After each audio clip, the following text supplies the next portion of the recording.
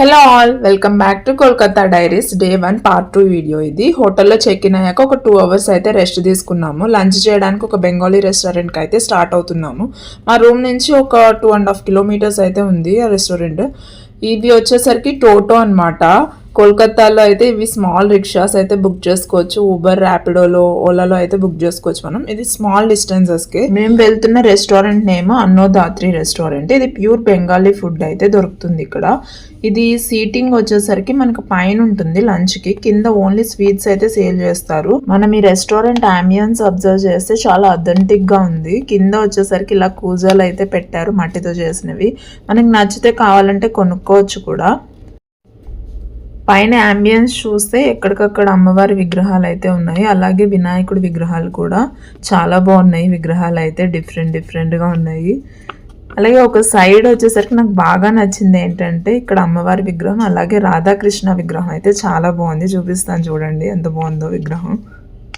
ఇదే ఆ విగ్రహం ఎంత బాగుందో కదా. నెక్స్ట్ వచ్చేసరికి ఒక సైడ్ మొత్తం ఇలాగ బాటిల్స్తో అయితే ఆర్గనైజ్ చేశారు, చాలా బాగుంది కదా. మనకు కావాలంటే మనం కొనుక్కోవచ్చు.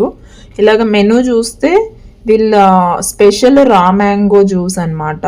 ఇది ఆమ్రస్ అన్నారు వీళ్ళు. ఇదేంటంటే రా మ్యాంగోని బాయిల్ చేసి షుగర్ వేసి ఇలా ఫ్రిడ్జ్లో పెడతారనమాట. చాలా బాగుంది టేస్ట్ అయితే, పుల్లగా కొంచెం తీగా ఉంది. నెక్స్ట్ మేము వెజ్ థాలీ అయితే ఆర్డర్ చేసాము.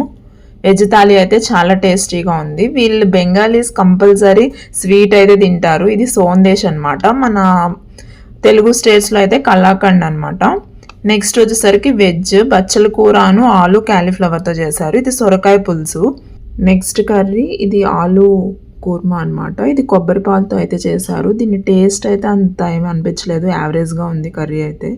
ఆ తర్వాత మూంగ్ దాల్ తడ్కా, పెసరపప్పు యూస్ చేస్తారు వీళ్ళు మ్యాక్సిమం బెంగాలీస్. చాలా బాగుంది టేస్ట్ అయితే. అలాగే పచ్చిబొప్పాయి పచ్చడి అయితే చేశారు, అది కూడా టేస్ట్ యావరేజ్ ఉంది, అంత ఏమీ లేదు. నెక్స్ట్ మేము సెపరేట్గా 2 నాన్ వెజ్ కర్రీస్ అయితే ఆర్డర్ చేసాము. ఒకటి వచ్చేసరికి ఫిష్ కర్రీ, తర్వాత ప్రాన్స్ కర్రీ. ఈవెన్ ఫిష్ కర్రీలో కూడా వీళ్ళు పొటాటో అయితే వేశారు. టేస్ట్ అయితే నాన్ వెజ్ కర్రీస్ అయితే అసలు బాగాలేదు, కొంచెం నీచు అసలు అనిపిస్తుంది. వెజ్ కర్రీస్ అయితే చాలా టేస్టీగా ఉన్నాయి, మస్ట్ ట్రై అని అయితే నేను చెప్తాను.